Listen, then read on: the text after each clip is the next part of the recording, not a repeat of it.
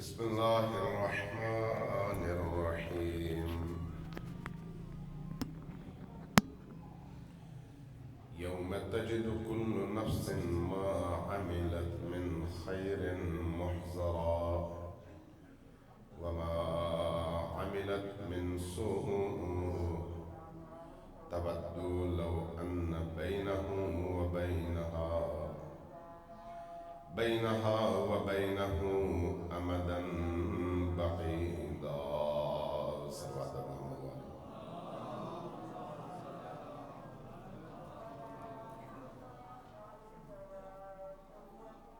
اذان کے احترام میں کچھ دیر خاموش رہتے ہیں تاکہ اذان ہو جائے، اس کے بعد پھر اپنی گفتگو کا آغاز کر سکیں. صلوات بھیجیے پر محمد والے.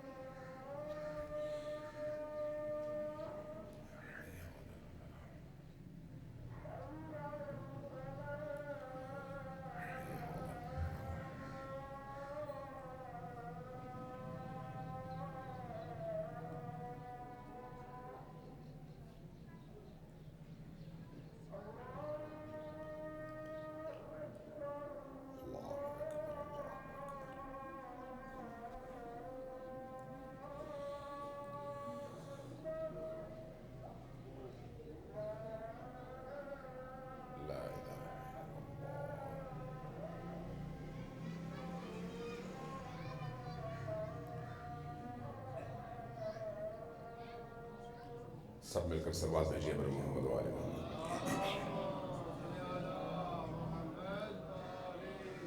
آپ کی صلوات کی آواز بڑی ڈھیلی ہے، آپ کی تعداد زیادہ ہے، ذرا اونچی آواز سے صلوات بھیجیے.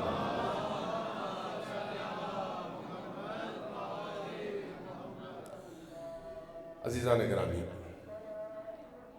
زندگی اور موت دو ایسی حقیقتوں کا نام ہے جو گاڑی کے دو پہیوں کی طرح سے ساتھ ساتھ چلتے ہیں.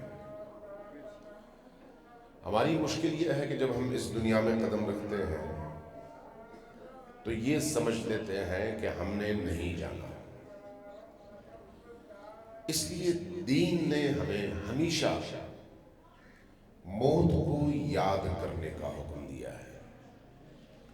اس لیے دین ہم سے کہتا ہے کہ جب کبھی موقع ملے، خصوصاً جمعرات اور جمعہ، قبرستانوں میں جاؤ، قبور کے درمیان بیٹھو، اہل قبور کو دیکھو، ان کو یاد کرو، ان کے لیے فاتحہ پڑھو، ان کے لیے اللہ کے کلام کی تلاوت کرو، ان کے لیے دعا مانگو۔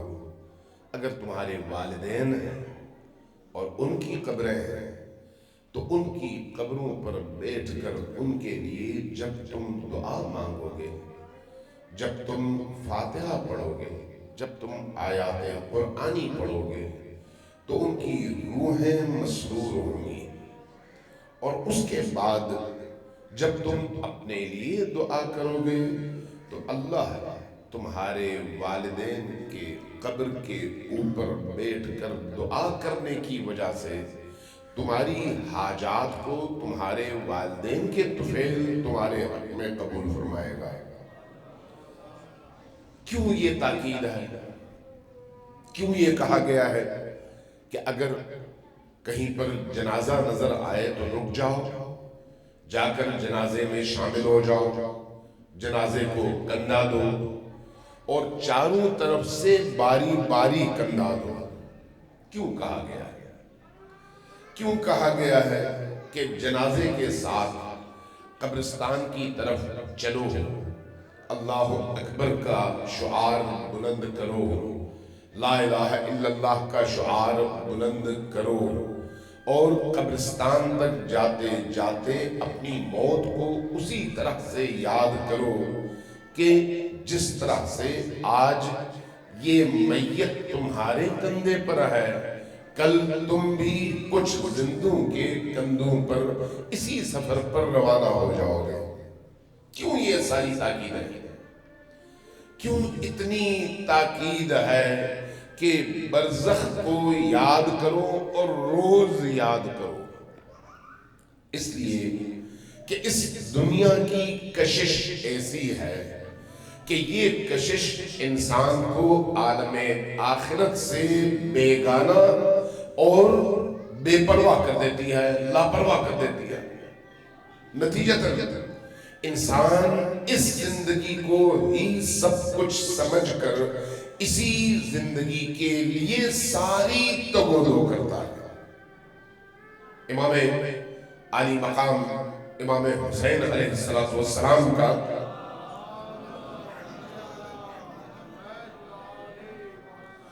ایک کلام ہے اور بڑا ہی خوبصورت اور جامع کلام ہے۔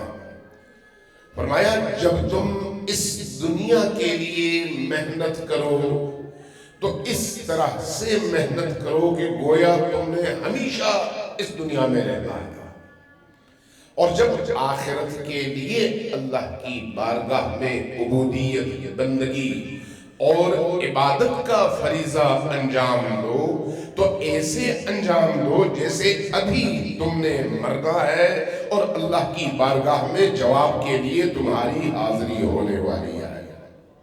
وجہ کیا ہے کہ اتنی تاکید ہے؟ غور طلب بات یہی ہے۔ یاد رکھیے، یاد رکھیے، یہ دنیا بھی زندہ دنیا ہے، وہ دنیا بھی زندہ دنیا ہے۔ اس دنیا کی زندگی کو اس دنیا کی زندگی کے لیے ہم نے زینہ بنانا ہے، دیوار نہیں۔ جب آپ زینہ بناتے ہیں تو اوپر چڑھتے ہیں، جب آپ دیوار بناتے ہیں تو پھر وہ رکاوٹ بن جاتی ہے اور آپ رک جاتے ہیں۔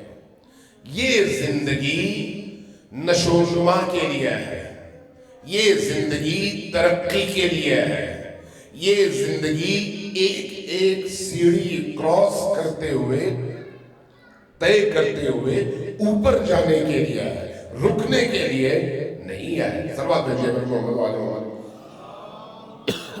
پانی تھوڑا سا۔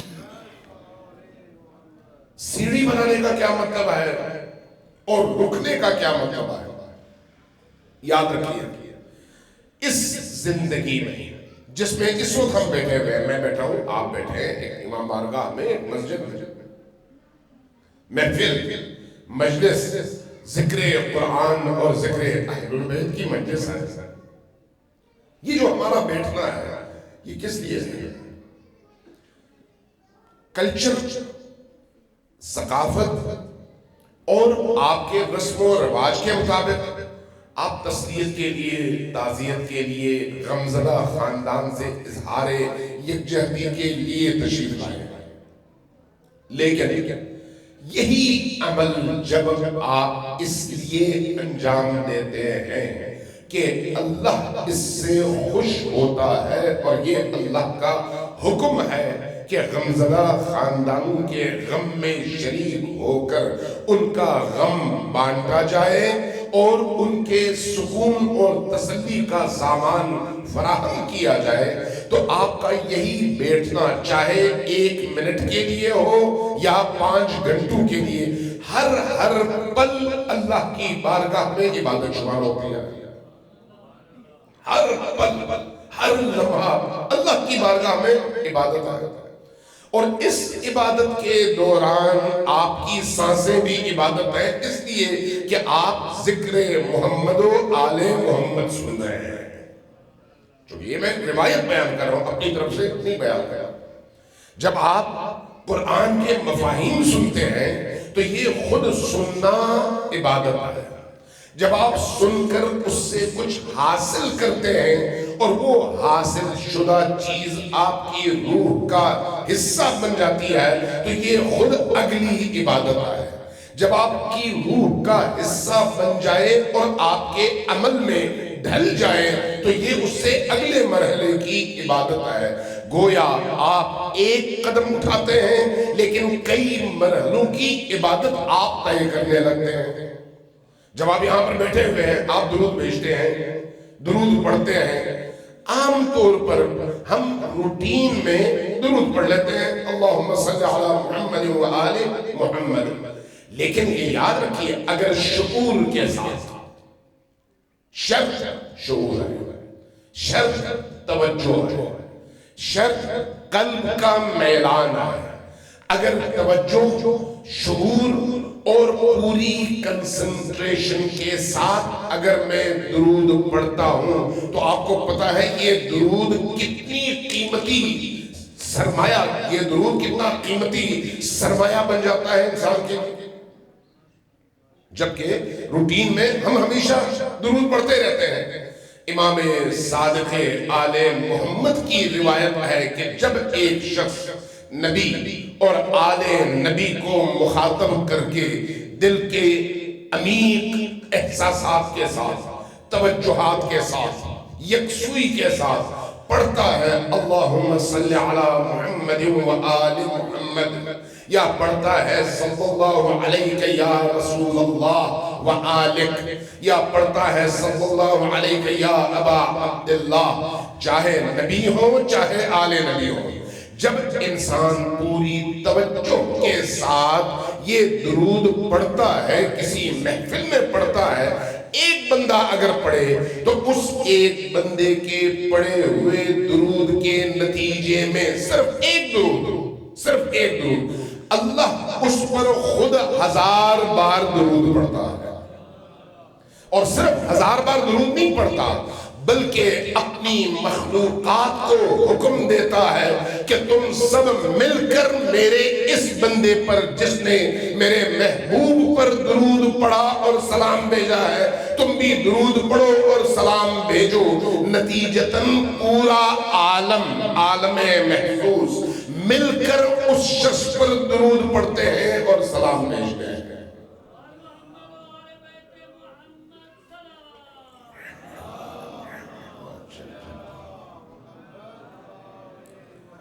اس لیے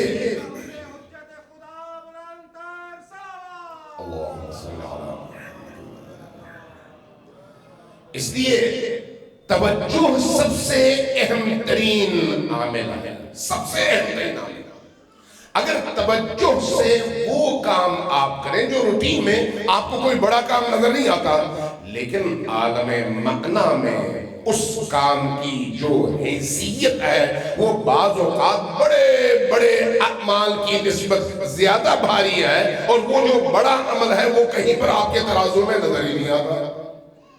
اس لیے توجہ، اور خصوصاً نبی کریم اور ان کی آل کے حوالے سے توجہ خصوصی طور پر یہ درود شریف جو آپ پڑھتے ہیں، آپ اگر کسی مرحوم کے لیے اس کے ثواب کی نیت سے ایصال کرتے ہوئے درود پڑھتے ہیں تو یہ روایات بتاتی ہے کہ کسی مرحوم کو جتنا فائدہ عالم برزخ میں، جتنی نورانیت عالم برزخ میں، جتنا فیض عالم برزخ میں نبی کریم اور ان کی آل پر بھیجے ہوئے درود کے نتیجے میں ملتا ہے، کسی اور عبادت میں وہ قوت نہیں ہے جو قوت درود شریف میں ہے۔ صلوات بھیجیے پر محمد و آل محمد۔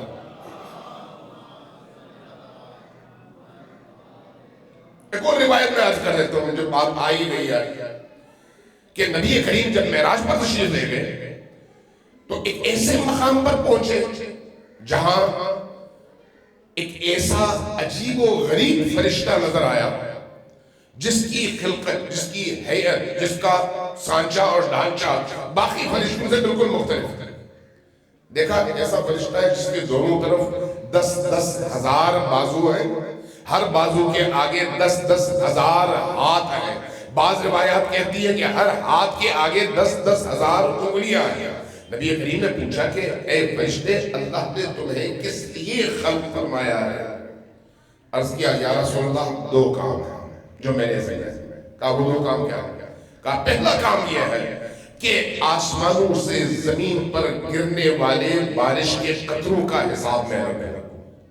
کہا پھر کیا تمہارے پاس حساب ہے؟ عرض کیا یا رسول اللہ ابتدائے خلقت سے لے کر آج تک پہاڑوں پر، دریاؤں پر، ریگستانوں پر، عام شہروں میں، جنگلوں میں کتنے بارش کے قطرے گرے ہیں، سب کا حساب میرے پاس موجود ہے۔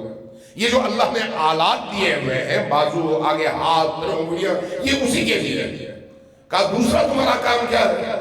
کہا میری دوسری ذمہ داری یہ ہے کہ جب کسی مجلس و محفل میں آپ کی یعنی رسول اللہ سے عرض کیا کہ آپ کی امت کے لوگ آپ پر، آپ کی آل پر درود بھیجیں تو میرے ذمہ ہے کہ اس درود کا ثواب گنوں۔ اور اس کے بعد عرض کیا یا رسول اللہ میرے پاس ابتدائے خلقت سے آج تک تمام آسمان سے گرنے والے بارش کے قطروں کا حساب ہے، لیکن کسی ایک محفل میں جب آپ پر لوگ درود بھیجتے ہیں تو اس ایک محفل کے درود کا ثواب گننے سے میں قاصر ہوں، باوجود اس کے کہ اللہ نے یہ سارے اوزار مجھے عطا کیے ہیں۔ صلوات بھیجیے پر محمد و آل محمد۔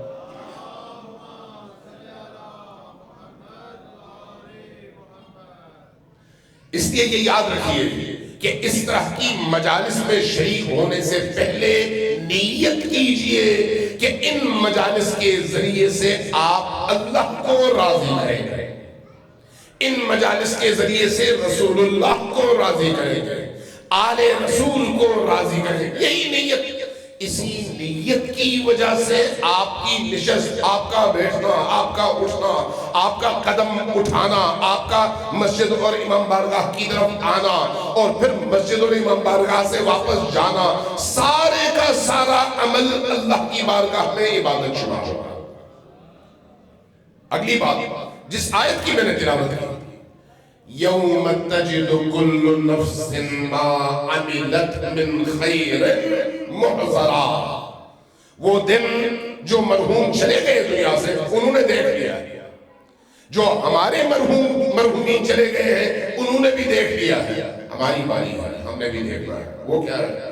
یوم تجد کل نفس، ہر شخص، تجدو موجود پانے سے ہے، پانے کے مطلب معنی میں ہے، وجدہ یجدو، آپ جب موجود کہتے ہیں میم واو جیم واو دال، تو اس کے جو حروف اصلی ہے وہ ہے واو جیم دال، وجدہ، اسی سے آپ موجود لفظ بناتے ہیں اردو میں، یہی لفظ عربی میں بھی ہے۔ موجود کا کیا مطلب ہے؟ آپ کے سامنے حاضر۔ قرآن کیا کہتا ہے؟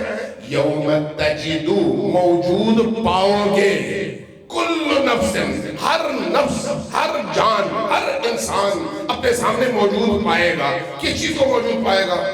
ما عملت، جو کچھ اس نے کیا، جو کچھ اس نے کیا، من خیر، وہ خیر کا عمل ہوگا تو محضرہ اپنے سامنے موجود پائے گا، او یا پھر ما عملت من سوء، جو اس نے برا کیا ہوگا اس کو اپنے سامنے موجود پائے گا۔ لیکن پہلے مرحلے میں جو خیر کو دیکھے گا اس کی دنیا بدل جائے گی، اتنا وہ مسرور ہوگا، اور اس وقت افسوس کرے گا کہ کاش میں نے یہ کام زیادہ کیا ہوگا، اس وقت افسوس کرے گا۔ لیکن وہ جو دوسرا مرحلہ ہے، ما عملت من سوء، برے اعمال، جب ان برے اعمال کو دیکھے گا، قرآن کیا کہتا ہے؟ تود لو ان بینہا وبینہ امدا بعیدا، اس کے دل کی شدید آرزو یہ ہوگی کہ کاش یہ عمل اتنا دور چلا جائے کہ میں اس کو سون بھی نہ سکوں، دیکھ بھی نہ سکوں، سن بھی نہ سکوں، تاکہ اس کی کراہت سے میں محفوظ رہوں۔ لیکن اب چارہ کوئی نہیں ہے، اب وہ عمل آ چکا ہے، اس لیے کہ مجھ سے سرزد ہو چکا ہے۔ یہ عمل کیا ہے؟ آپ کا یہی قدم اٹھانا یہ عمل ہے، آپ کا بولنا یہی عمل ہے، آپ کا دیکھنا یہی عمل ہے، آپ کا سننا یہی عمل ہے، آپ کا سوچنا یہی عمل ہے، کسی کے حوالے سے خیر کی نیت کرنا وہی عمل ہے، جو کہ خیر الاعمال کیا ہے؟ خیر الاعمال بہترین نیت، اور بہترین نیت کے حوالے سے اس لیے رسول کریم نے فرمایا کہ نیت المؤمن خیر من عملہ، ایک مومن جب کسی کار خیر کی نیت کرتا ہے تو اس کی وہ نیت خود اس کے عمل سے زیادہ قیمتی ہے۔ اصل چیز کیا ہے؟ نیت۔ اصل چیز کیا ہے؟ ارادہ۔ نیت کا مطلب یہ نہیں ہے کہ آدمی کہے میں نے نیت کر لی لیکن قدم نہ اٹھائے۔ نیت کا مطلب ہے ارادہ، ارادہ کر کے قدم اٹھائے، ہو گیا الحمدللہ، نہ ہوا کوئی بات نہیں، لیکن یہی ارادہ اور یہی نیت اللہ کی بارگاہ میں سب سے زیادہ مقبول اور سب سے زیادہ پسندیدہ ہے۔ لہذا عالم آخرت میں آپ کی نمازوں کی کثرت ناپی نہیں جاتی، تولی نہیں جاتی، آپ کے حج کی کثرت، آپ کے قرآن کی تلاوت کی کثرت تولی نہیں جاتی۔ عالم آخرت میں معیار کثرت نہیں ہے، معیار آپ کے دل کی نیت ہے، جس کا تعلق معیار سے ہے، کیفیت سے ہے۔ کیفیت اور چیز ہے اور اس کی مقدار اور چیز ہے۔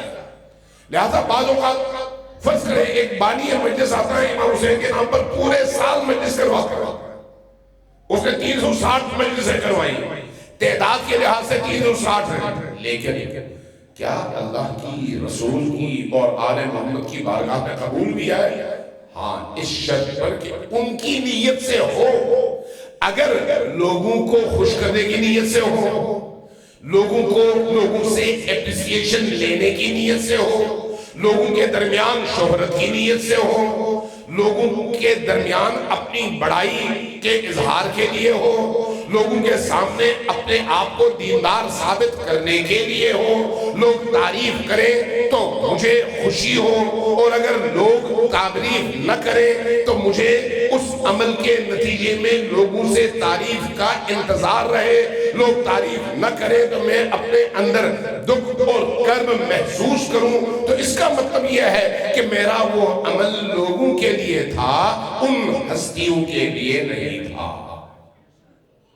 آپ جس لیے یہ کرتے ہیں اسی سے اجر مانگتے ہیں۔ آپ نے اگر کسی سے تعریف مانگی تو اس کا مطلب یہ ہے کہ آپ نے اس تعریف کرنے والے کے لیے یہ عمل انجام دیا ہے۔ اس کی برکت بھی کس کی طرف ہوتی ہے؟ آپ کی نیت کی طرف۔ نیت کیا؟ اس لیے اگر آپ کی نیت پاکیزہ ہے تو آپ کا چھوٹے سے چھوٹا عمل بھی اللہ کی بارگاہ میں بہت بڑا ہے۔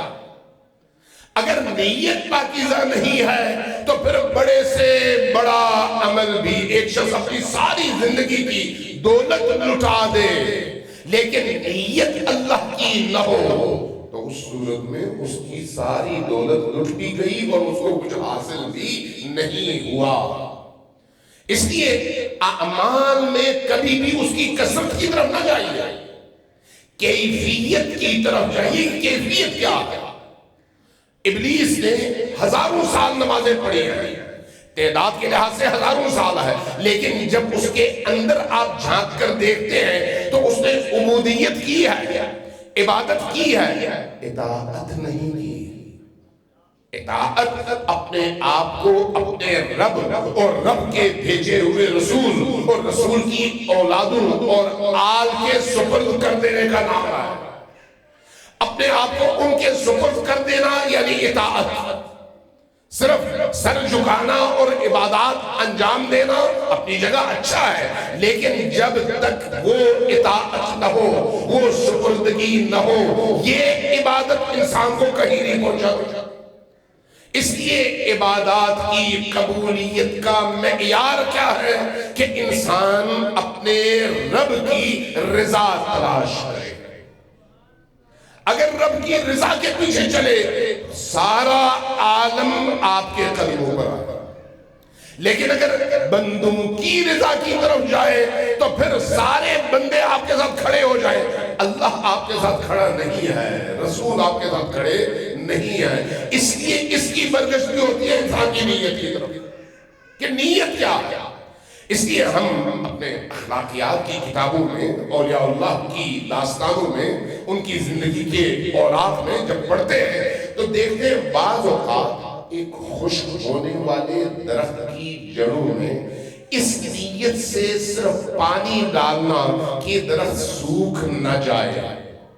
آپ کسی کو خوش نہیں کر رہے، اس نیت سے کہ یہ مخلوق خدا ہے، مخلوق خدا کو پانی نہیں مل رہا، اس لیے اس درخت کی جڑوں میں پانی ڈالنے سے یہ ہرا بھرا ہو جائے گا، اللہ خوش ہوگا، بس یہی نیت۔ اس نیت سے اتنا سا چھوٹا سا کام کرنے سے روایات کہتی ہیں، واقعات بتاتے ہیں کہ عرش الہی میں فرشتے اس انسان کے اس کارنامے اور اس کام کو اتنا بڑا سمجھتے ہیں کہ جشن منانا شروع کر دیتے ہیں۔ اب دیکھیے مقدار کیا ہے، چھوٹی سی ہے، لیکن معیار کیا ہے، اللہ کی رضا۔ اس لیے یہ یاد رکھیے کہ اہل البیت علیہم السلام کا عشق اور ان کی مودت اگر حقیقی معنوں میں دلوں میں زندہ ہو جائے تو پھر انسان نہ غیر اللہ سے ڈرتا ہے، نہ غیر اللہ کے لیے کوئی کام انجام دیتا ہے۔ وہ پھر صرف اپنے رب اور اپنے ان بزرگ ہستیوں کی رضا ڈھونڈتا ہے، اور جب اس کو وہاں پر رضا ملتی ہے تو سارا عالم اس کو مل جاتا ہے، سارا عالم مل جاتا ہے۔ اس لیے کسی کام کو چھوٹا نہ سمجھیے، کوئی کام چھوٹا نہیں ہوتا۔ امیر المؤمنین نے نشر الملغہ میں فرمایا کہ وہ کام، وہ عمل جو اللہ کی بارگاہ میں قبول ہو جائے وہ چھوٹا کیسے ہو سکتا ہے؟ اور وہ کام جو اللہ کی بارگاہ میں قبول نہ ہو، چاہے پوری دنیا آپ نے لٹائی ہو، اس کی کوئی مقدار نہیں ہے، کوئی قیمت نہیں ہے، کوئی اس کی اہمیت نہیں ہے، اگرچہ پوری دنیا آپ نے لٹا دی ہو۔ اس لیے معیار یہ ہے کہ اس بارگاہ میں آپ کا عمل قابل قبول ہے، اور اس کا دار و مدار کس پر ہے؟ نیت پر ہے، انسان کے عقل پر ہے، انسان کی باطنی کیفیات پر ہے۔ یہی باطنی کیفیت جب تر و تازہ ہو دل، پاکیزہ ہو دل، نورانی ہو دل، تو پھر انسان فقر کے عالم میں اس مقام تک پہنچتا ہے جس مقام تک اولیاء پہنچتے ہیں۔ لیکن اگر دل کی پاکیزگی نہ ہو، ساری دنیا کی دولت انسان لٹا دے لیکن اس مقام تک نہیں پہنچ سکتا، اور اس مقام تک پہنچنے کا رستہ یہ دنیا ہے جہاں پر ابھی ہم ہیں، وہ دنیا اخلاقیات کے جو ہمارے اساتذہ ہیں، بزرگ ہیں، اولیاء اللہ ہیں، وہ ایک جملہ کہتے ہیں اور انسان لرز جاتا ہے، جب انسان کے جسم اور روح کے درمیان فاصلہ آ جائے، یعنی مر جائے انسان، جدا ہو جائے، اس کے بعد یعنی جب عالم برزخ میں آپ پہنچتے ہیں، تو عالم برزخ میں پہنچنے کے بعد بڑے بڑے لوگ آرزو کرتے ہیں کاش میں صرف ایک بار درود شریف پڑھ سکتا. نہیں پڑھ سکتا. کیوں نہیں پڑھ سکتا؟ اس لیے کہ وہ عالم عمل کا عالم ہے ہی نہیں. عمل کا عالم یہ عالم ہے، عمل کی دنیا یہ ہے. وہاں اب آپ نے صرف نتیجہ دیکھنا ہے. چونکہ انہوں نے دیکھ لیا کہ اس دنیا میں ایک دفعہ درود شریف پڑھنے کا نتیجہ کیا نکلتا ہے، اس لیے وہاں پر ان کی آرزو ہوتی ہے کہ ایک دفعہ ان کو اجازت ملے کہ وہ ایک بار درود پڑھ سکتے. لیکن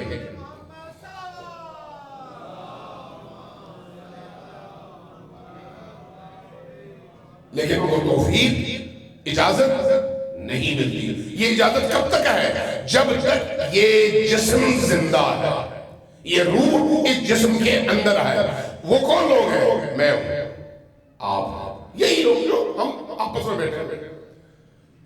آپ میں سے کوئی شخص، ہم میں سے کوئی شخص لکھوا کر لے کر نہیں آیا کہ 100 سال بعد ہم نے ہونا ہے. یہ زمین، یہی زمین جس پر اس وقت ہم بیٹھے ہوئے ہیں 10,000 سال پہلے بھی موجود، 1000 سال پہلے بھی موجود، 100 سال پہلے بھی موجود. 100 سال پہلے کسی اور کی ملکیت تھی، آج آپ کی ملکیت ہے. کل آپ چلے جائیں گے، کسی اور کی ملکیت ہوگی. آپ کیا لے کر گئے؟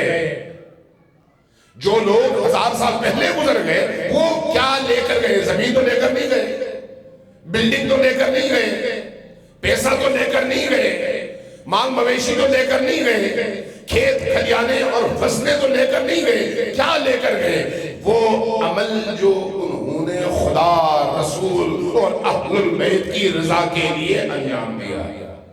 وہی عمل ان کی زندگی کا سرمایہ ہے وہاں پر. اس لیے یہ زمین کسی کی نہیں ہے، یہ دولت کسی کے لیے نہیں ہے. کسی سے اس نے وفا نہیں کیا، چاہے شہرت ہو، چاہے محبوبیت ہو، چاہے پیسہ ہو، چاہے کوئی اور چیز ہو، یہیں پر رہ جاتی ہے. وہاں پر صرف اور صرف دو ہی چیزیں، ایک خود انسان ہے اور دوسرا اس کا عمل. اس لیے روایات کہتی ہیں کہ جب انسان مرنے لگتا ہے تو 2 طرح کے واقعات اس کے ساتھ پیش آتے ہیں. پہلی چیز کا تعلق اس کے عقیدے سے ہے، دوسری چیز کا تعلق اس عقیدے کی روشنی میں اس کے عمل سے ہے. روایت کہتی ہے، کہ نبی کریم سے بھی یہ روایت منقول ہے مختلف حوالوں سے، اور امیر المؤمنین علی ابن ابی طالب سے بھی یہ روایت منقول ہے مختلف طرق اور مختلف طریقوں سے. وہ کیا ہے؟ وہ یہ ہے کہ جب انسان کی روح بدن سے جدا ہونے لگتی ہے تو اس موقع پر جب انسان موت کا سامنا کرتا ہے تو سب سے پہلے جس چہرے کو دیکھتا ہے وہ چہرہ ہے علی ابن ابی طالب کا.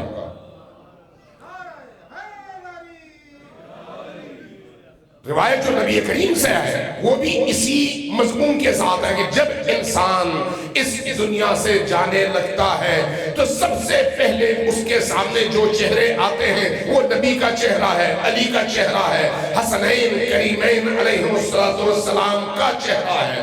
اب سوال یہ ہے کہ کافر مرے تو کیا ہوگا، منافق مرے تو کیا ہوگا، مسلمان مرے تو کیا ہوگا، محب مرے تو کیا ہوگا، منکر مرے تو کیا ہوگا. روایت کہتی ہے کہ جس نے اس دنیا میں ان ہستیوں سے جس طرح کا تعلق بنایا موت کے موقع پر اسی تعلق کی روشنی میں وہ ان کو دیکھیں گے. جنہوں نے بغض کیا وہاں پر اسی عذاب کے ساتھ دیکھیں گے، جنہوں نے محبت اور مودت کا اظہار کیا وہاں پر اسی لذت اور سرور کے ساتھ دیکھیں گے. سب سے پہلا قدم، سب سے پہلا مرحلہ.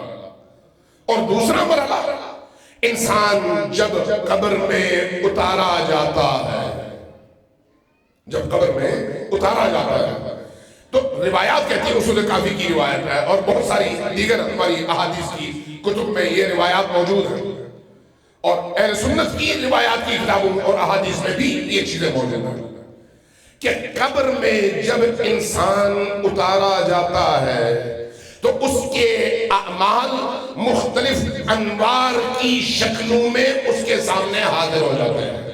لیکن یہ کون لوگ ہیں؟ وہ جن کے اعمال نورانی تھے، جن کے اعمال نورانی تھے، جن کے اعمال ظلمانی تھے، ان کے ساتھ کیا ہوگا؟ ان کا وہی عمل ظلمت کی شکل میں اس کے سامنے آئے گا. مثال سے سمجھاتا ہوں. انسان دو چیزوں کا مجموعہ ہے، حیوانیت اور ملکوتیت، عالم ناسوت اور عالم ملکوت. بول کو نہیں ہو رہے کیونکہ مجلس سے ترہیم ہے. اب یہاں پر اگر یہ باتیں نہ ہو تو پھر کہاں پر ہوگا؟ اس لیے اللہم صلی اللہ نہیں، یہ دعا پھر ذرا پوری طاقت کے ساتھ اور دل کی گہرائیوں سے محبت سے صلوات بھیجیے محمد و آل محمد.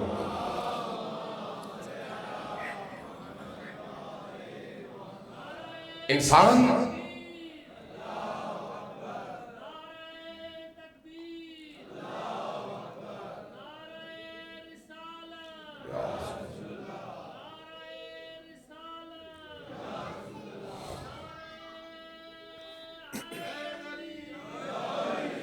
انسان دو چیزوں کا مجموعہ ہے، دو چیزوں کا. میں چونکہ باتیں بہت ہیں، میں مختصر کر کے اپنی گفتگو ختم کروں گا. ایک ہے ناسوتیت، اس دنیا کی خصوصیات. ایک ہے اس دنیا کی خصوصیت جس کو ہم عالم ملکوت کہتے ہیں. انسان درمیان کی مخلوق ہے، حیوان اور فرشتوں کے درمیان. کچھ خصوصیات فرشتوں والی ہیں اور کچھ خصوصیات حیوان والی ہیں. یہ زندگی ہمیں دی گئی ہے کہ ہم اختیار کے ساتھ اپنائیں. آیا ہم درندہ اور حیوان بننا چاہتے ہیں یا فرشتہ اور اس سے افضل بننا چاہتے ہیں؟ یہ جو میدان ہے یہ اختیار کا میدان ہے. ہمیں یہ اختیار بھی دیا گیا ہے، رستہ بھی دکھایا گیا ہے، مواقع بھی دیے گئے ہیں، توفیق بھی دی گئی ہے، اور کتاب بھی نازل کر کے بتا دیا گیا ہے کہ اگر تم ملکوت تک پہنچنا چاہو تو پھر تمہیں اپنی حیوانی صفات کے ساتھ کیا کرنا ہے. آپ کھانا کھاتے ہیں، پانی پیتے ہیں، چائے پیتے ہیں. جو نومولود بچہ ہے اس کو اب یہ خوراک نہیں کھلاتے، اس کو کیا کرتے ہیں؟ ماں کا دودھ پلاتے ہیں. کچھ عرصہ گزر جاتا ہے، جب وہ اس قابل ہو جاتا ہے اس کو پھر جو اس سے زیادہ غذائیں ہیں، باقی غذائیں، وہ آپ کھلانا شروع کر دیتے ہیں. جس طرح سے بدن کو غذا کھلا کر آپ اس کو نشو و نما دیتے ہیں اور اس کو بڑھاتے ہیں، اسی طرح سے وہ بدن جو ماں کے پیٹ سے نکلتے ہوئے 3 کلو کا بدن ہے، اس کے اندر ایک چھوٹی سی روح بھی ہے. اس روح کو بھی غذا کی ضرورت ہے. اب سوال یہ ہے کہ آپ نے بدن کی غذا کا اہتمام کیا ہے، روح کی غذا کے لیے کیا اہتمام کیا؟ اگر آپ نے روح کی غذا کا اہتمام کیا ہے تو پھر بدن کو دی جانے والی غذا کو پاک ہونا چاہیے، حلال ہونا چاہیے، نجاستوں سے عاری اور نجاستوں سے پاک ہونا چاہیے، آلودگیوں سے پاک ہونا چاہیے. لیکن جو غذا حرام سے کسب کیا گیا ہو، جو غذا حرام سے کمائی گئی ہو، جب وہ غذا اس روح کا حصہ بنے تو پھر اس کی درندگی اور حیوانیت نشو و نما پائے گی، اس کی انسانیت کبھی نشو و نما نہیں پا سکتی. اس لیے یاد رکھیے بدن کی نشو و نما کافی نہیں ہے. بدن ہو سکتا ہے 25 سالہ جوان کا بھرپور بدن ہو، لیکن اس بدن کے اندر جو روح ہے اس کے اندر کہیں کتا چھپا ہو، کہیں خنزیر چھپا ہو، کہیں سانپ اور اژدہا چھپا ہو.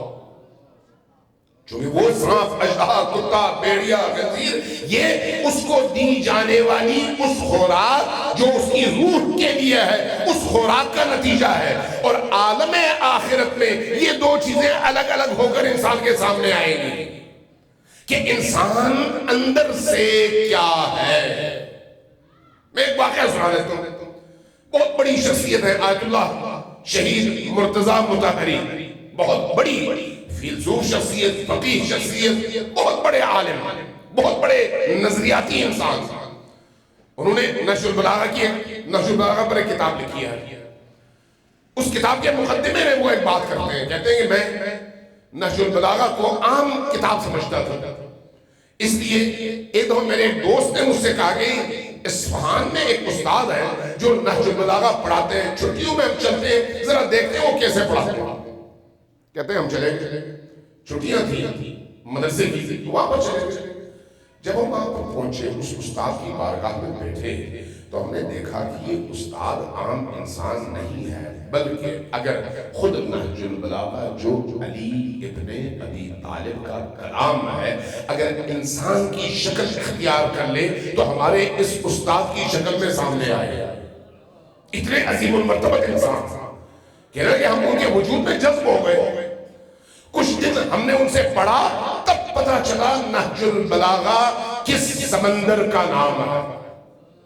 کہتے ہیں اس دوران میں ایک دن جب استاد سلو ہمارے پاس آئے پڑھانے کے لیے، تو بیٹھے ہی تھے، تو ہم نے دیکھا ان کی آنکھوں سے آنسو گرنے لگے۔ کہتے ہیں میں نے پوچھا کہ استاد آپ رو رہے ہیں، آج کیا واقعہ ہوا؟ کہا کہ ہاں ایک واقعہ پیش آیا ہے۔ میں نے پوچھا کیا ہوا؟ فرمایا کہ رات میں سو گیا تھا، نیند میں مر گیا، نیند میں مجھے موت آ گئی، مجھے لے جا کے قبر میں دفنا دیا گیا۔ جب لوگ واپس چلے گئے، جیسے ہی قبر کا دروازہ بند ہوا اور مٹی ڈال دی گئی، اچانک قبر کے ایک دیوار میں ایک جھروکا سا بنا اور ایک سفید رنگ کا کتا اندر داخل ہوا اور مجھ پر حملہ کرنے لگا۔ جیسے ہی اس کتے کو میں نے دیکھا، میں گھبرا گیا۔ میں نے فوراً بے ساختہ ہوتا یہی ہے جو انسان کے اندر ہے وہ اس وقت سامنے آتی ہے جب انسان بے ساختہ کوئی کام کرتا ہے۔ کہنے لگے بے ساختہ میرے اندر سے ایک آواز اٹھی، یا حسین۔ جیسے ہی میں نے کہا یا حسین، مولا حسین تشریف لائے میرے قبر کے اندر۔ کتے کو اشارہ کیا، کتا واپس چلا گیا، میں پرسکون ہو گیا۔ میں نے عرض کیا مولا، میں نے اپنی زندگی میں کبھی حرام انجام نہیں دیا، کبھی میں نے جرم نہیں کیا، کبھی میں نے گناہ نہیں کیا، پھر یہ کتا کہاں سے آیا؟ چونکہ کتا تو میرے کسی جرم کی حقیقی شکل ہے۔ فرمایا کہ ایک دن تم گھر گئے تھے، جب تم گھر گئے تمہارے بچے چیخ چلا رہے تھے، شرارتیں کر رہے تھے، تم تھکے ہوئے تھے، تمہارے چہرے کی رنگت تبدیل ہوئی اور تم غضبناک ہوئے۔ تمہارے چہرے کی غضب کی کیفیت کو دیکھ کر بچے سہم گئے۔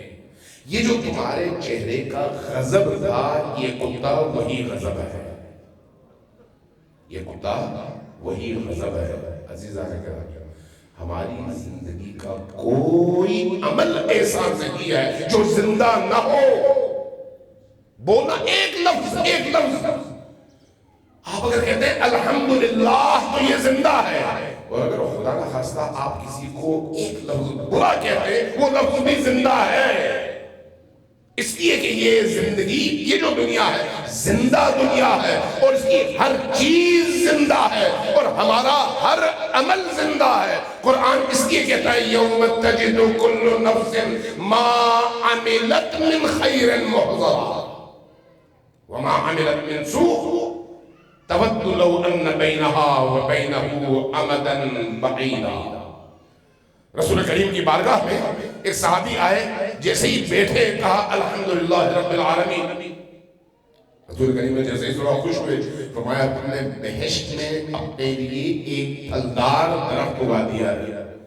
عرض کیا یا رسول اللہ پھر تو میں نے باغات کے باغات اگائے ہوں گے؟ فرمایا ہاں، بس ایک شرط ہے، وہ یہ ہے کہ پیچھے سے آگ کا شعلہ نہ بھیجنا۔ عرض کیا وہ کیسے؟ کہا جب تم بہت سارے نیک اعمال انجام دیتے ہو، پیچھے سے کوئی ایک غیبت کرتے ہو، کوئی ایک تہمت لگاتے ہو، کسی مومن کی بدگوئی کرتے ہو، کسی کے ساتھ برا کرتے ہو، تو تمہارا یہی ایک عمل تمہارے سابقہ بہت سارے نیک اعمال کو جلا کر خاکستر کر دیتا ہے۔ عزیزان میں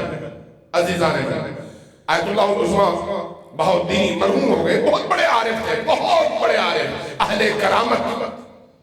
کرامت عالم نے، میں ان کی خدمت میں کئی دفعہ توفیق ملی، حاضر ہوا، باطن کو دیکھنے والے، غیب کی خبریں دینے والے ایسے عالم اور ایسے پہنچے ہوئے بزرگ، وہ کہا کرتے تھے اپنے درس میں، کہا کرتے ہیں وہ کتنا عجیب دن ہوگا جب انسان وہ ساری اس کی محنتیں جو اس نے اس دنیا میں آخرت کے لیے کی ہیں، ان محنتوں کو دوسروں کے اکاؤنٹ میں دیکھے گا اور ان کے گناہ اپنے اکاؤنٹ میں دیکھے گا۔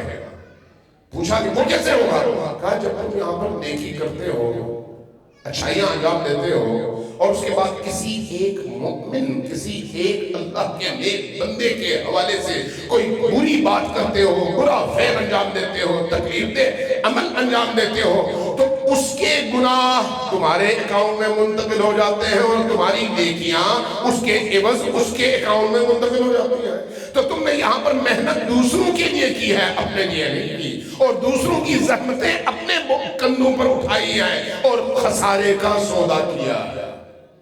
وَالْعَصْرِ إِنَّ الْإِنسَانَ لَفِي خُسْرٍ، انسان من حیث مجموع خسران اور نقصان میں ہے، إِلَّا الَّذِينَ آمَنُوا وَعَمِلُوا الصَّالِحَاتِ، مگر وہ جنہوں نے ایمان لانے کے بعد عمل خیر، عمل صالح انجام دیا۔ اس لیے اعمال انتہائی ضروری ہیں، لیکن انہی اعمال کے لیے، انہی اعمال کی قبولیت کے لیے جو شرط اول ہے وہ نبی اور آل نبی کی ولایت کو قبول کرنا ہے۔ اگر یہ ولایت نہیں ہے تو پھر عمل بھی نہیں ہے۔ اگر ولایت اہل البیت نبی کریم اور آل کی ولایت ہے تو پھر سب کچھ ہے۔ عمل ضروری لیکن ولایت اس کی جڑ ہے۔ اگر ولایت ہے تو عمل قبول۔ بعض اوقات یہ ہوتا ہے کہ ولایت ہے، انسان عمل میں کمزور ہے، جہاں عمل میں کمزوریاں ہیں وہاں پر ولایت ان کمزوریوں کی تلافی کر سکتی ہے، لیکن جہاں ولایت نہیں ہے وہاں پر اعمال ولایت کی کمی کو دور کبھی بھی نہیں کر سکتے۔ اس لیے اپنی ولایت کے معاملے کو کلیئر رکھیں، اس لیے کہ نبی اور آل کی رضا کے بغیر کوئی شخص جنت جانے کا تصور بھی نہیں کر سکتا۔ جنت ان کی ملکیت ہے، اور ان سے محبت اور مودت کے بغیر کوئی انسان نجات پا نہیں سکتا۔ اس لیے ان کی مودت جتنی شدید ہوگی آپ کی زندگی اتنی زیادہ نورانی ہوگی۔ ان کی محبت کے آثار ہیں، آثار۔ آپ لیلا مجنون کے قصے دیکھیں، فرحاد شیرین کے قصے دیکھیں، یہ جو مادی محبت ہے اس کے آثار نظر آتے ہیں یا نہیں؟ کیوں نظر آتے ہیں؟ اس لیے کہ ایک مجنون اپنی لیلا کے پیچھے باقی دنیا، باقی فوائد، نقصانات سے بیگانہ ہو کر فنا کر لیتا ہے اپنے آپ کو۔ اس کی زندگی کے آثار ہیں، اس کی محبت کے آثار ہیں۔ یہ کیسے ہو سکتا ہے کہ کوئی شخص نبی علی اور آل علی اور آل نبی کی محبت اور مودت کے عشق میں گرفتار ہو لیکن عمل میں ان سے دور ہو؟ یہ کیسے ممکن ہے؟ یہ کیسے ممکن ہے کہ ان کے اور اس کے درمیان مشابہت نہ ہو عمل کے لحاظ سے؟ یہ کیسے ممکن ہے؟ جسمانی مشابہت تو میری فرعون سے بھی ہے، فرعون بھی میری ہی طرح کا انسان ہوگا، شداد میری ہی طرح کا انسان ہوگا، ایک سر، دو بازو، ایک دھڑ، دو ٹانگیں۔ یزید بھی اسی طرح کا انسان ہوگا۔ جسمانی مشابہت نہیں، روح کی مشابہت، عمل کی مشابہت، فکر کی مشابہت، سوچ کی مشابہت، دل کا ان سے جڑنا، اگر دل علی اور آل علی سے جڑ جائے تو سب کچھ حل ہے، اگر دل جڑ جائے۔ اور ائمہ اطہار میں جو سب سے با کمال ہستیاں معصومین، سب با کمال ہیں بلا کسی شک کے، لیکن دو دروازے ایسے ہیں جن میں رحمت ایسی ہے کہ انسان دیوانہ ہو جائے۔ آپ مدینہ گئے ہوں گے، بقیع میں گئے ہوں گے، نجف گئے ہوں گے، کربلا گئے ہوں گے، سابرہ کاظمین گئے ہوں گے، جو کیفیت حسین ابن علی کی بارگاہ میں ہوتی ہے وہ کہیں اور نہیں ہوتی۔ کیوں؟ اس لیے کہ حسین کا دروازہ بڑا عجیب اور وسیع دروازہ ہے۔ اسی طرح سے یہ کیفیت حضرت زہرا سلام اللہ علیہ وسلم، یہ جو دو دروازے ہیں، ایک بنت رسول کا دروازہ اور ایک حسین ابن علی کا دروازہ، یہ دروازے بہت وسیع ہیں، یہ سراپا رحمت کے دروازے ہیں۔ انسان چاہے کیسا ہی کیوں نہ ہو، اگر یہاں پر آ کر جڑ جائے تو اس کی زندگی تبدیل ہو جائے، ادھر بھی اور ادھر بھی۔ میں مسائل کی صورت میں روایت بیان کر لیتا ہوں، آپ کی روح پاکیزہ ہو جائے گی اور نورانی ہو جائے گی۔ صادق آل محمد علیہ السلام نے ایک جملہ ارشاد فرمایا کہ تمہیں پتہ ہے کہ میری والدہ کتنی عظیم ہے؟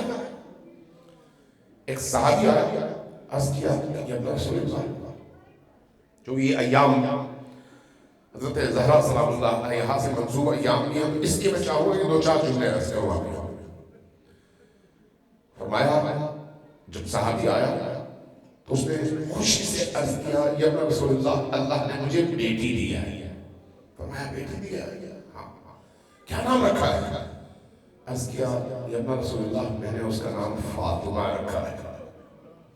جیسے ہی کہا فاطمہ رکھا ہے، امام صادق علیہ السلام اپنی جگہ سے اٹھ کھڑے ہوئے، فرمایا فاطمہ فاطمہ فاطمہ کہتے چلے جاتے تھے، جھکتے چلے جاتے تھے، یہاں تک کہ پوری طرح سے جھک گئے، جیسے رکوع کی کیفیت میں انسان جھکتا ہے۔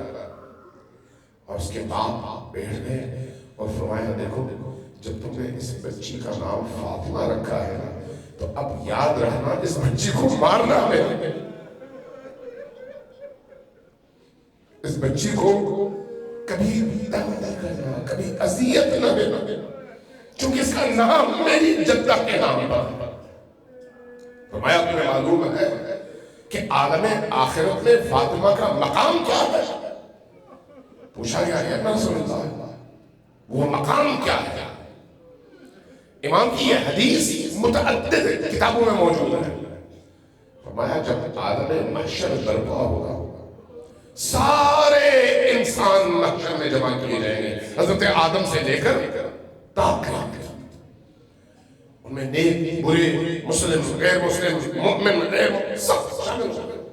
لیکن بڑا طولانی دن اور عذاب کی کیفیت میں، مشکلات میں، ہر شخص اپنے لیے پریشان اور مشترک، ایسے میں کچھ لوگوں کی شفاعت ہوگی، باقی لوگ بچ جائیں گے۔ جن کی شفاعت نہیں ہوگی، نبی کریم پکاریں گے بیٹی فاطمہ کہاں ہو؟ امت کے ان گناہگاروں کو تمہاری شفاعت چاہیے، آؤ تمہاری ضرورت ہے۔ روایت کہتی ہے کہ جب یہ آواز گونجے گی، سارے خلائق سنیں گے تو سب کی نظریں اس طرف اٹھیں گی جدھر سے نبی کریم کی آواز آئی ہے۔ ایک غیب کی آواز آئے گی، یا اہل المحشر، اے محشر والو اپنی نگاہیں جھکا لو، بنت رسول آ گئی ہے۔ نگاہیں جھک جائیں۔ اس اسنا میں روایت کہتی ہے 70,000 فرشتوں کی جھرمٹ میں بی بی زمین پر تشریف لائے گا، نبی کریم کی بارگاہ میں کھڑی ہو جائیں گے۔ نبی کریم پکاریں گے بیٹی فاطمہ، امت کے یہ گناہگار آئے ہیں اور ان کو شفاعت چاہیے. ان کی شفاعت کا کیا سامان ہے تمہارے پاس؟ کیسے شفاعت کرو گی؟ یہاں پر سارا محشر دوبارہ سر اٹھائے گا. کیا دیکھے گا؟ دیکھے گا کہ بی بی اپنے چادر کے اندر سے اپنے دونوں ہاتھ باہر نکالیں گی. اہل محشر دیکھیں گے کہ ان دو ہاتھوں میں دو کٹے ہوئے بازو لٹک رہے ہیں. جب ان دو بازو کو دیکھیں گے تو نبی پوچھیں گے بیٹی فاطمہ یہ کیا لے کر آئی ہو؟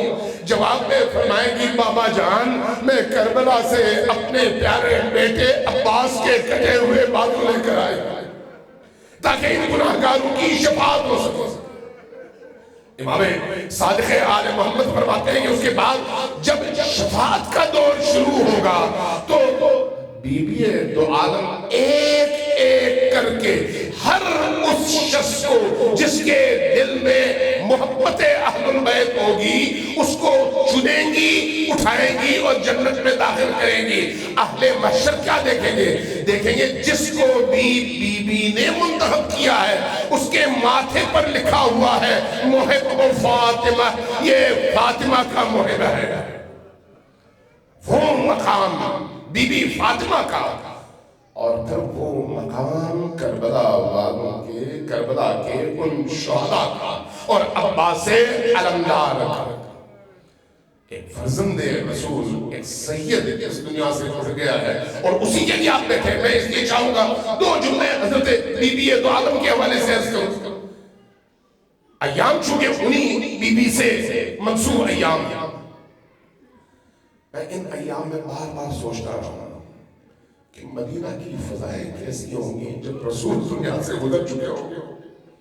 رسول کے گھر میں، رسول کی بیٹی کے گھر میں، جس گھر کی طرف رسول نے اشارہ کر کے فرمایا تھا کہ یہ گھر وہ ہے جو انبیاء کے گھروں سے افضل ہے، یہ گھر وہ ہے جس کو اللہ نے منتخب کیا، یہ وہ گھر ہے، یہ وہ گھر ہے جس کو اللہ نے ذکر خدا کے لیے منتخب کیا ہے. وہ کیسا منظر ہوگا جب اس گھر کو آگ لگانے کے لیے لوگ آئے ہوں گے؟ وہ کیسا منظر ہوگا جب نبی کی وہ بیٹی جو اس وقت اکیلی تھی، کوئی اور نبی کی بیٹی موجود نہیں، کوئی نہیں تھا جس کو نبی سے منسوب کیا جائے، اس بیٹی کے ساتھ ایسا سلوک کیا جائے کہ ان کے گھر کے دروازے پر حملے کے لیے لوگ آ جائیں. وہ کیسا منظر ہوگا؟ اسماء بنت امیس نے واقعہ بیان کیا ہے، فرماتی ہے جب بی بی نہائی، غسل کیا، مجھے حکم دیا کہ تم دروازے کے باہر رہنا، بچوں کو سنبھالنا. بچوں کو پہلے بچوں کو نہلایا، دھلایا، نیا لباس پہنایا اور ان کے سروں پر کنگھیاں کی اور اس کے بعد اسماء کے سپرد کیا اور پھر فرمایا اسماء میں اب جا رہی ہوں غسل کرنے کے بعد میں آ کے لیٹ جاؤں گی، کچھ دیر بعد تم آواز دینا، اگر جواب آئے تو ٹھیک، جواب نہ آئے تو سمجھ جانا کہ میں بھی اپنے بابا کی بارگاہ میں چلی گئی. اسماء کہتی ہے میں نے آواز دی، جواب نہیں آیا، میری چیخ نکلی اور روتے ہوئے میں اندر گئی، دیکھا بی بی دنیا سے جا چکی ہے. اب صورتحال ایسی ہے، اسماء نقل کرتی ہے میں نے دیکھا کہ حسن، حسین، ام کلثوم اور حضرت زینب یہ چاروں بچے ماں کے اس جسد اطہر سے چمٹے ہوئے ہیں اور امام حسن نے ماں کا ایک پاؤں اور اس کا تلوہ اپنے رخسار پر لگایا ہے، دوسرے امام حسین نے دوسرا پاؤں اور اس کا تلوہ اپنے رخسار پر لگایا ہے. لیکن ایک عجیب کیفیت ہے، حسن بہت زیادہ رو رہے ہیں اور حسین نسبتاً کم رو رہے ہیں. میں نے حسن کے سر پر ہاتھ رکھا اور کہا بیٹا حسن تم بڑے ہو، تمہیں کم رونا چاہیے تاکہ چھوٹے بچے زیادہ پریشان نہ ہو. تو حسن نے میری طرف چہرہ کیا اور کہا اماں کیا تمہیں نہیں معلوم کہ حسن نے وہ دیکھا ہے جو ان بچوں نے نہیں دیکھا. اسما کہتی ہے بیٹا تم نے کیا دیکھا؟ جواب میں فرماتے ہیں کہ میں جب اپنی والدہ کے ساتھ مسجد سے باہر آئی، کوچے بنی ہاشم میں پہنچی تو ایک شقی سامنے سے آیا، اس نے میری ماں سے پوچھا، جب ماں نے کہا کہ میں پھدک کا پروانہ لے کر آئی ہوں تو اس نے وہ پروانہ چھینا، اور جب میری ماں نے مزاحمت کرنا چاہی تو اس ظالم نے ہاتھ اٹھایا اور اس کے نتیجے میں میری ماں کے رخسار، اور جب میری ماں زمین پر گری تو پھر اٹھ نہ سکی۔ وہ بات ہے میں نے وہ منظر دیکھا کہ جب میری ماں زمین سے اٹھنا چاہ رہی تھی تو ایک ہاتھ پہلو پر تھا، دوسرا ہاتھ دیوار پر تھا، اور پھر اٹھ کر بڑی مشکل سے روتے ہوئے قبر رسول کی طرف رخ کیا، اور پھر فرمایا بابا جان دیکھیے امت مجھے کیا اجر دے رہی ہے۔